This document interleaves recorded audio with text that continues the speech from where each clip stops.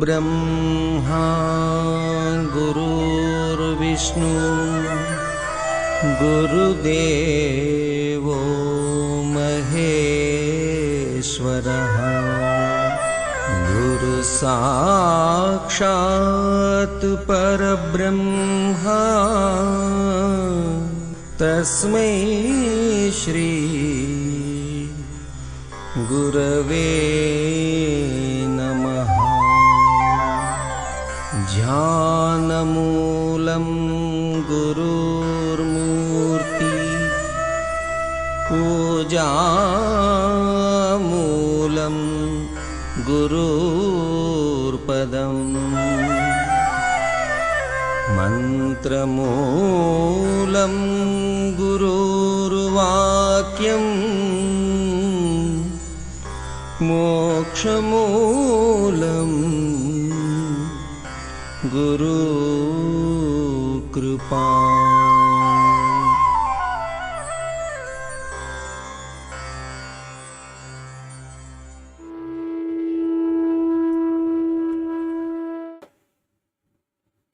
पूज्य माता और बंधुओं, अभी एक भजन होगा और भजन के साथ साथ सभी भाई बहन अपने अपने इसका ध्यान करेंगे। कल बहुत डिटेल में बताया कि ध्यान कैसे किया जाए। देखिए, पूजा 3 प्रकार से। पहली शारीरिक पूजा, शरीर से। शरीर पूजा में लगा है, मन घर में लगा है।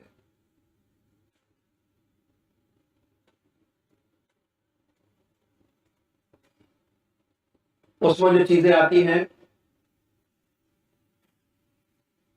मंदिर जाना, जल चढ़ाना,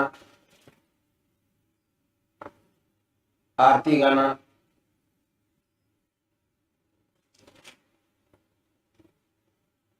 भगवान जी को नहलाना, शारीरिक पूजा। क्रिया योग,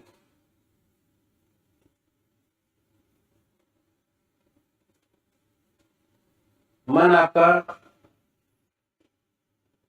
जब तक आप क्रिया योग में लगे हैं, आपका मन आपके इसके चरणों में लगा है। क्रिया योग। और जैसे ही आपने वो क्रिया खत्म की, फौरन मन संसारिक कामों में लग गया। बल्कि क्रिया योग करते करते भी मन आपके इसके चरणों में पूरा नहीं लगता। दूसरी पूजा, ध्यान, मन से। इसमें दोनों चीजें शामिल होती हैं। मन भी शामिल है और शरीर भी शामिल है। इसकी जो कैटेगरी है उसमें आते हैं ध्यान योग, सहज योग, आनंद योग, हठ योग। मन से। मन आपके इसके चरणों में ऐसा लग के रह जाए, उस समय ना कोई बात आपके जहन में आए, ना दिमाग में आए।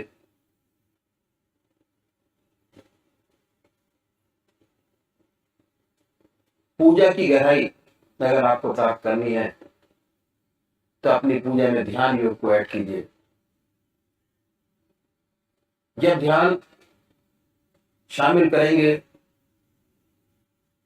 तो जितने समय आपका आपके इसके चरणों में ध्यान रहेगा, आनंदमय स्थिति पैदा होगी। ऐसी ऐसी चीजें जो आपने कभी जिंदगी में सोची नहीं होगी, वो भी पूरी होती नजर आएंगी। मन आनंद में रहेगा, शांत रहेगा, कंसंट्रेशन बढ़ेगा जिस काम को करेंगे। जो काम पूरी कंसंट्रेशन के साथ किया जाता है,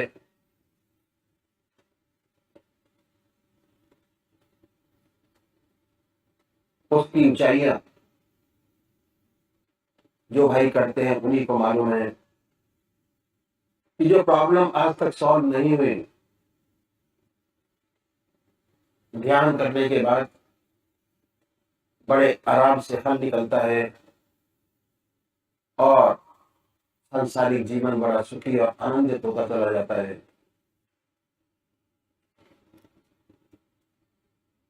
ध्यान योग मन से जो पूजा करते हैं, शरीर भी शामिल है और मन भी शामिल है। जैसे जैसे मन ध्यान योग के अंदर जिस सिस्टम से बताया गया उस तरीके से किया जाए, तो जो मानसिक पूजा है वो आत्मिक पूजा में बदल जाती है और आनंदमय स्थिति, परमानंद की स्थिति प्राप्त होती है। तो करना शुरू कैसे है कि सबसे पहले निश्चित कीजिए कि परमात्मा की कौन सी मूर्त, कौन सी सूरत, कौन सी शक्ल, कौन सी मूर्ति आपको सबसे ज्यादा प्यारी लगती है। एक इसको चुनिए, इस एक नाम एक।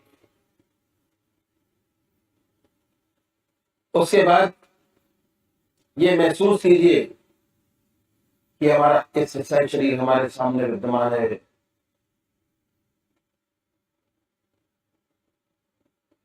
हमारे सामने है। जैसी ऊंची भावना आपके आपके इसके प्रति होगी, उतना जल्दी आपका मन आपके इसके चरणों में लगेगा। जब तक आप ध्यान करते हैं उन्हीं के ख्याल में रहिए, उन्हीं को देखिए, ना कोई सांसारिक बात याद आए न ख्याल। शुरू में दिक्कत होती है। शुरू में जब आप ये क्रिया करेंगे तो बहुत सारे विचार आपके सामने आएंगे। जैसे जैसे इस क्रिया में डूबते चले जाएंगे ध्यान योग के, वैसे वैसे विचारों में कमी आती चली जाएगी और एक समय ऐसा होगा आप होंगे, आपके इष्ट का ध्यान होगा, आपका इष्ट आपके सामने होगा। हृदय की हर धड़कन पर जो नाम आपका है, जो आपने चुना है, जो आपको सबसे ज्यादा प्यारा लगता है, उसको हृदय से, हृदय की हर धड़कन पर उच्चारित होते सुने। और जब तक ऐसा ना हो, बड़े प्यार से अपने इष्ट के नाम को जिह्वा से ले सकते हैं। दूसरे वो भाई हैं जो निराकार भगवान के उपासक हैं। ओम, अल्लाह, वाहेगुरु, जीसस क्राइस्ट, गॉड, बड़े प्यार से नाम को चुनिए, जो नाम आपकी आत्मा को अच्छा लगता है चुने। दिल की हर धड़कन पर उस नाम को उच्चारित होते सुने और ये महसूस करें कि जब हमारे दिल की धड़कन धड़कता है, दिल की धड़कन से नाम निकल रहा है और पूरे शरीर में वाइब्रेट करता है, उसकी वाइब्रेशन को महसूस करें और परमानंद की स्थिति को प्राप्त करें। तो अभी एक भजन होगा और भजन के साथ साथ सभी भाई बहन अपने अपने इसका ध्यान करेंगे।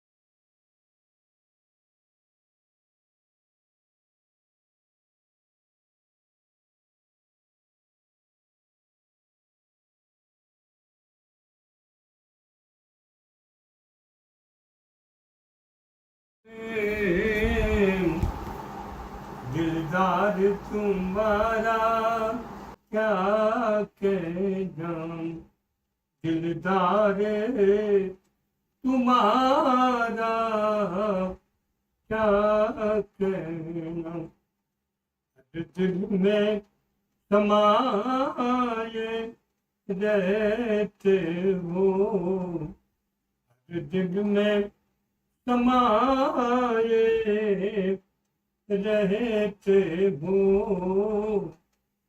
सरकार तुम्हारा क्या कहना, गर्दिश में जमाने को कर कई बार तुम्हें हम भूल गए, गर्दिश में जमाने को खोकर कई बार तुम्हें हम भूल गए, अगर तुमने भुलाया ना हमको, अगर तुमने भुलाया ना हमको, ये प्यार तुम्हारा क्या के, कई बार तुम्हें हम भूल गए, गर्दिश में जमाने को खोकर तुमने भुलाया ना हमको, ये प्यार तुम्हारा क्या कहिए, ये प्यार तुम्हारा क्या कहना, इस दुनिया के बाजार में हम ठोकर पे ठोकर आते रहे, इस दुनिया के बाजार में हम ठोकर पे ठोकर आते रहे, जो सहारा देता रहा, जो सहारे देता रहा, ये प्यार तुम्हारा क्या कहना, तुम जो सहारे देता रहा, ये प्यार तुम्हारा क्या कहना, इस दुनिया के बाजार में हम ठोकर पे ठोकर खाते रहे, जो तू सहारा देता रहा, ये प्यार तुम्हारा क्या कहिए, चेहरे पे बरसते नूर को मैं लफ्जों में बयां कुछ कर ना सकूं, चेहरे पे बरसते नूर को मैं लफ्जों में बयां कुछ कर ना सकूं, रहम की क्या तारीफ करूं, तेरे रहम की क्या तारीफ करूं, दीदार तुम्हारा क्या कहिए तेरे रहम की, क्या तारीफ करूं, दीदार तुम्हारा क्या कहिए। ये प्यार तुम्हारा क्या कहना, चेहरे पे बरसते नूर को मैं लफ्जों में बयां कुछ कर ना सकूं, लफ्जों में बयां कुछ कर ना सकूं। तेरे रहम की क्या तारीफ करूं, तेरे रहम की क्या तारीफ करूं, दीदार तुम्हारा क्या कहिए, दीदार तुम्हारा क्या कहिए। हर दिल में समाए रहते हो, हर दिल में समाये रहते हो, सरकार तुम्हारा क्या कहिए, सरकार तुम्हारा क्या कहिए। हम भी हैं तेरे दीवानों में, दिलदार तुम्हारा क्या कहें।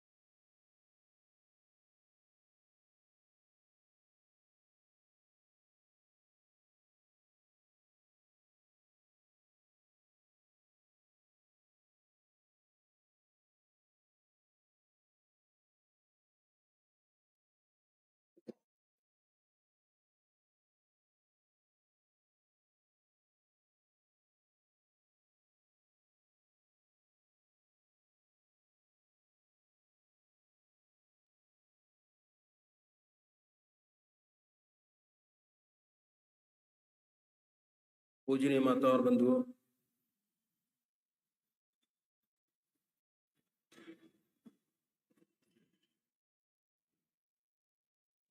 कल मैंने आपके सामने पूजा क्यों और कैसे करें उसके विषय में बताया। अब पूजा करने की विधि आपके सामने रखी।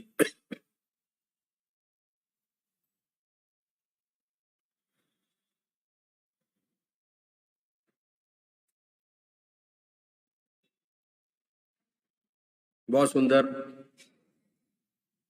तरीका आपके सामने रखा।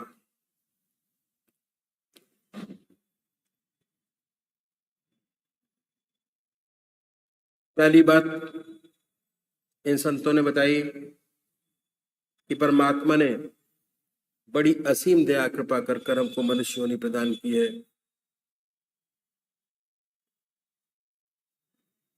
और ये उसकी सबसे बड़ी देन है जो हमारे पास है। मनुष्य योनि एक ऐसी योनि है जिसमें परमात्मा ने विवेक बुद्धि दी है, कर्म करने की स्वाधीनता दी है।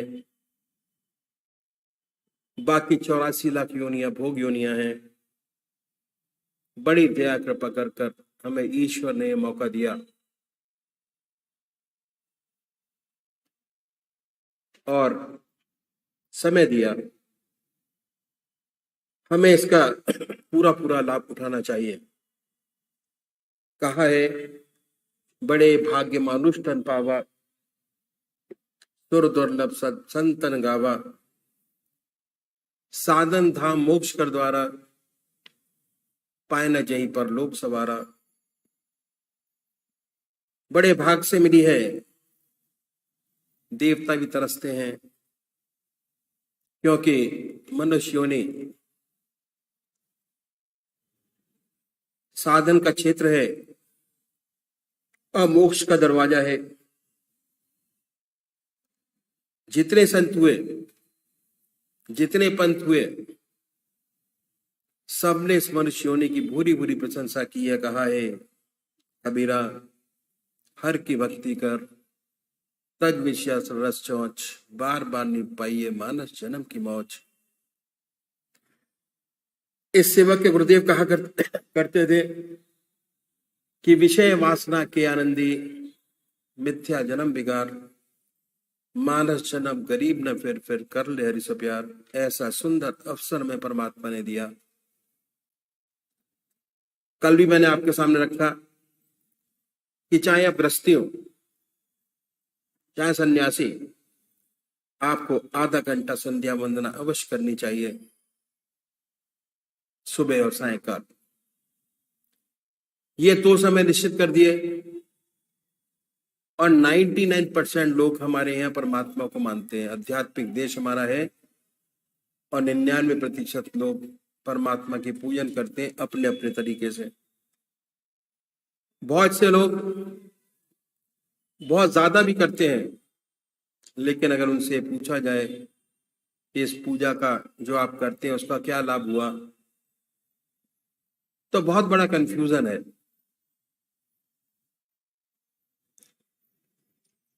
बस सिर्फ यही बात सामने आती है कि हम करते हैं, हमारे दादाजी करते थे, हमारे पिताजी करते थे, हम करते हैं, हमारे बच्चे करते हैं। बेसिक लाभ क्या है अगर ये पूछा जाए तो बहुत कम लोग ऐसे हैं जो बता पाएंगे। तो हमारे रास्ते के जो संत महात्मा हुए सब रिसर्चर थे। हमारे महाराज जी रिसर्च में थे, पीएनटी डिपार्टमेंट के रिसर्च डिपार्टमेंट में थे, टीईसी में, टेलीफोन रिसर्च इंस्टीट्यूट। और बहुत सुंदर अपने ऊपर जो अनुभव किए उसके विषय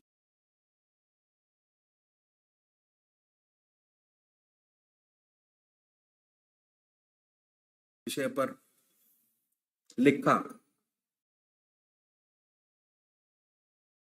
और रास्ता कोई निकाला, लिख के दे दिया कि ऐसा करेंगे तो ऐसा होगा, ऐसा करेंगे तो ऐसा होगा।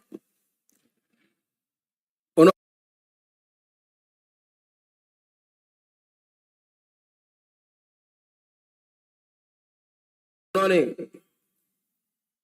ऐसी बात बताई सामने रखी है जो हर कोई जिसे अपना सकता है। बाहर ध्यान बनाए, अपने इष्ट की मूर्त सामने बनाइए, और जब सामने स्पष्ट हो जाए उसको अपने हृदय में उतारिए, बैठाइए बड़े प्यार से, इतने प्यार से बैठाएं कि ना कोई दूसरा विचार रह जाए, ना ख्याल। हमारी आत्मा हमारे मन को देखती रहती है, बताती रहती है कि हम क्या कर रहे हैं, क्या सोच रहे हैं, मन के अंदर क्या चल रहा है। जब मन हट जाए फिर प्यार से इसी मूर्त पर जमाए, ना कोई विचार रहेगा ना ख्याल। जब चेतन अवस्था में लौटेंगे तो उसी के ध्यान में लौटेंगे, और आपको बड़ी सुंदर अनुभूति होगी। आपका हृदय मस्तक अनुपम आनंद से भर गया, बड़ी शांति मिली। जितना मस्तक पर भार था वह हल्का हो गया। यह पूजा का तरीका इन महात्माओं ने बताया साकार पुजारियों के लिए। यदि ऐसे पूजा करेंगे विशेष लाभ होगा, चित्त की एकाग्रता प्राप्त होगी, कंसंट्रेशन ऑफ माइंड, सुषुप्ति की अवस्था प्राप्त होगी। बैठे बैठे आपका मन जैसे ही खाली होगा, आपकी आत्मा और शरीर को इतना आनंद प्राप्त होगा कि आपको अपना होश ही नहीं होगा, सुषुप्ति की अवस्था। और धीरे धीरे सुषुप्ति से सहज समाधि में प्रवेश करेंगे। निराकार भगवान के जो उपासक हैं, जो परमात्मा की मूर्ति को नहीं मानते, वो नाम को पकड़े और बड़े प्यार से बैठिए, आनंदमय अवस्था बनाइए, और ये महसूस करें कोई ना कोई नाम से तो आप याद करते ही होंगे। हिंदू भाई ओम, मुसलमान भाई अल्लाह, सिख भाई वाह गुरु। जो आपकी आत्मा को नाम सबसे सुंदर और अच्छा लगता है, बार बार आता है, प्यारा लगता है, उसे चुनिए। जो नाम आपकी आत्मा को प्यारा लगे उसे चुने। जो नाम आपकी आत्मा को प्यारा लगे उसे पकड़े, छोड़े नहीं। उसके बाद बड़े आराम से सुखासन पर बैठे, धूप बत्ती अगरबत्ती जलाइए, बड़े प्यार से बैठिए और ये ख्याल करें, हृदय की तरफ निगाह रखें, आनंदमय अवस्था बनाएं।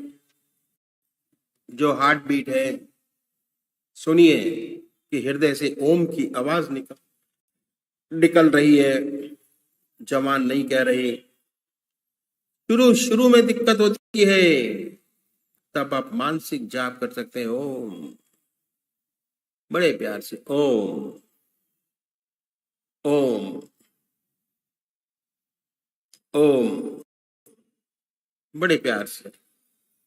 धीरे धीरे ऐसी अवस्था आती है,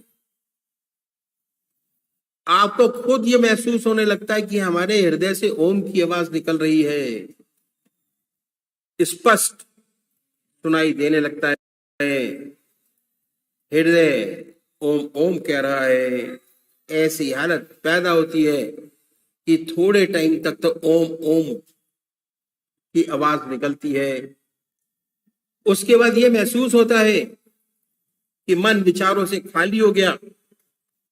ऐसी हालत होती है, ना कोई दूसरा विचार रहता ना ख्याल। ऐसे उसमें तल्लीन हो जाते हैं, अपना होश नहीं होता, विचारों से गायब, थॉटलेस अवस्था। जब चेतन अवस्था में आते हैं तो वही नाम सुनते होते हैं और बड़ी सुंदर अवस्था को प्राप्त होते हैं। ये अनुभव का विषय है। तो इन संतों ने तरीका पूजा का बतलाया। यदि ऐसे पूजा करेंगे तो विशेष लाभ होगा, चित्त की एकाग्रता प्राप्त होगी, सुषुप्ति की अवस्था प्राप्त होगी और सुषुप्ति से सहज समाधि में प्रवेश करेंगे और आत्मा परमात्मा का अनुभव होने लगेगा। एक दिन उससे एकाकार हो जाएंगे, ज्योति से ज्योति मिल जाएगी। अब इन संतों ने बड़ी सुंदर बात बतलाई। इस बात का विशेष ध्यान रखा कि काम का एक भी समय न लिया जाए, क्योंकि हमारे पास काम के अलावा और कोई समय खाली नहीं है जो हम परमात्मा को दे सकें। तो ये दूसरा स्टेप क्या है कि हर मनुष्य भोजन करता है और भोजन करने में आधा घंटा दोपहर को और आधा घंटा रात्रि को लगाता है। आधा घंटा। और ये समय ऐसा है कि खाली है, दुनिया के व्यवहार का और कोई काम नहीं कर रहे होते हैं। ये समय बड़ा सुंदर और अच्छा है। तो भोजन के तरीके में थोड़ा परिवर्तन करना पड़ेगा यदि आप आध्यात्मिक जिंदगी चाहते हैं। और वह तरीका क्या है वो मैं आपके सामने रखूंगा। पर सबसे बड़ी बात क्या कि वेस्टर्न कल्चर की हमारे ऊपर छाप पड़ी और हमारा स्टैंडर्ड 2.5 फुट ऊंचा हो गया। पहले जमीन पर बैठकर भोजन करते थे, अब मेज कुर्सी पर बैठकर भोजन करते हैं। इसमें कोई हर्ज नहीं, कोई नुकसान नहीं।